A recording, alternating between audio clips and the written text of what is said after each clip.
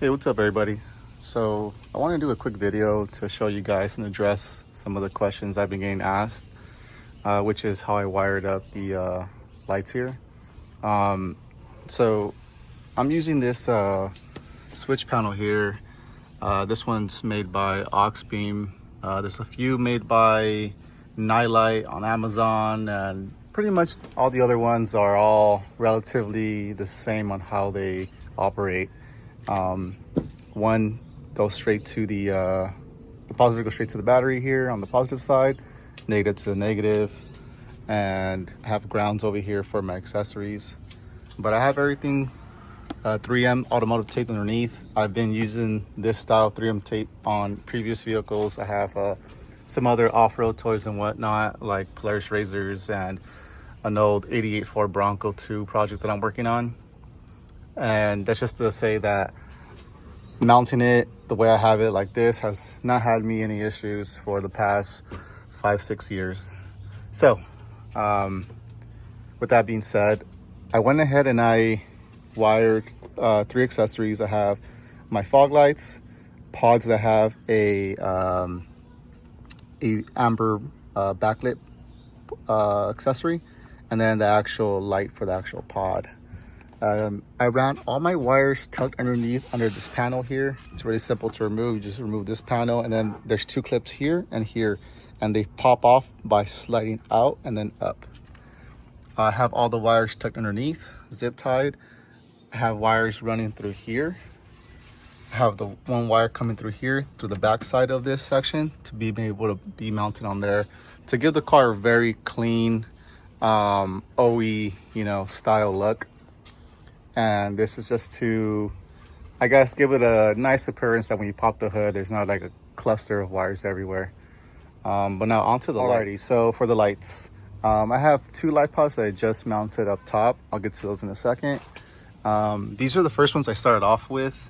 So the 2023 and on CRVs, doesn't matter what trim they come in here in the United States. For the US market, they do not come with fog lights. I know in different parts of the world, they come with fog lights as a feature that you can have on certain trims, I believe. You can buy those fog lights. It just requires, some modification in the sense of having to take the bumper off, having to relocate the sensors, if your vehicle is equipped with sensors, over to a different part of the vehicle. That's something I really wanted to do. I was looking for something a little bit more of a ease of install. So I went with Baja Designs, being that I mentioned earlier how I do have some background of off-road, activities, whether it's racing with friends out in the open desert or going to glamorous sand dunes and having fun out there. Even to like little things in rock crawling in the Bronco. Baja Designs is a big player in the game when it comes to lighting, and that is no exception for their S2 pods, which are these in the SAE Amber. So these I picked for a couple of reasons. One, they have a very clean cutoff, one of the best cutoffs. There are some lights that are a little bit brighter in output, but I think at that point it just becomes preference. I do like Baja Designs. I've run their stuff for many years and they've never given me any issues. That and the fact that they're backed with lifetime warranty. I'm not getting paid by Baja to say all this. This is just from my experience. They've been amazing lights, and I think anybody who has them can attest to the fact that they are great. Now these do provide a very nice yellow amber light at night for better visibility and fog and whatnot. Plus they kind of give the car that nice cool factor. I have these mounted to some ditch mount brackets that you can pick up on Amazon. I think I paid about less than $20 for these US. And the way these work is that there's like about 6 or 5 little screws in the bottom, and then you have a metal plate and then a rubber grommet up top. These sandwich in between these plates, and these things do not go anywhere. Highway speeds, whatever it is, these things do not budge. All right, so let's go over to the new pods I installed. Alrighty, so these are the new pods I just installed. These are by a company called GG Lighting. This is their backlit race pod in white. It has an amber backlit, and it's their white race pod It's really good for long distance, and they also provide that nice clean cutoff as well, so you can have light in a very specific portion without having lights scattered everywhere. Same thing, I had these mounted on some ditch lights for the hood. They're universal, and I have not yet aligned these in the sense of aiming them, but they are where I want them to be. I have them both measured from side to side on both sides, so that way I know that they're both evenly spaced on the hood. It's kind of how it looks on one side. Here's the other side. And then I'll show you guys the inside of how I have them wired up. So I have them wired up over to a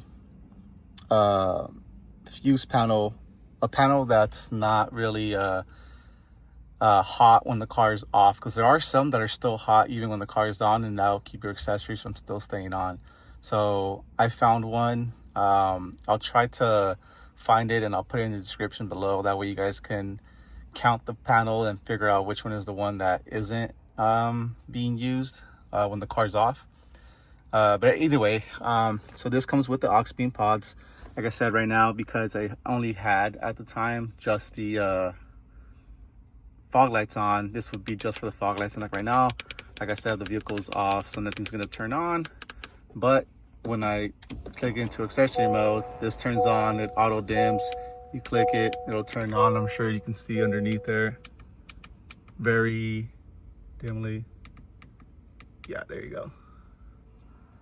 But that's how those turn on. Sorry, video got cut off there a little bit. So like I was saying, fog lights on. Right now, these are the ambers, even though I don't have the plate here, which I'm gonna put for the DRL. And then the race pause, you can see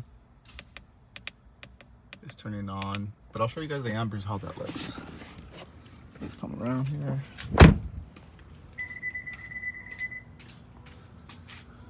So this is the amber backlight portion on these pods.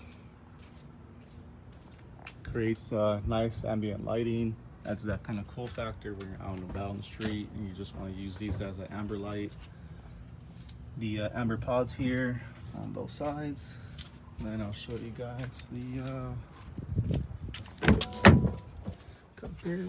We'll try these on. Again, I haven't adjusted them, but these are the pods here.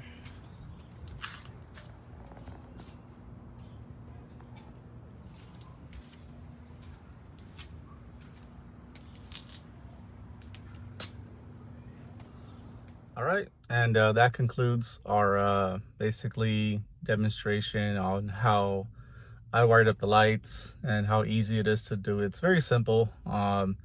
The hardest part is probably like figuring out where you want to put the lights, all the little tedious things on like routing the wires. That's the stuff that's a little bit more time consuming, but once that's set in play, it's a very clean setup.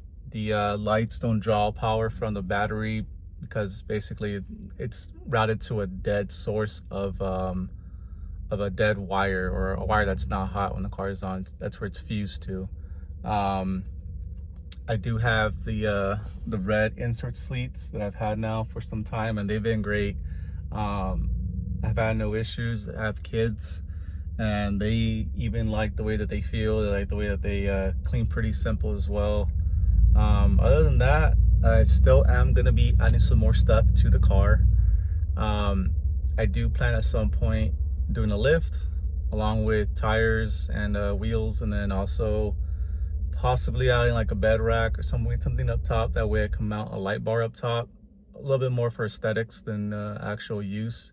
So when that time comes, I'll be sure to post that video and keep you guys updated on how that works. Peace.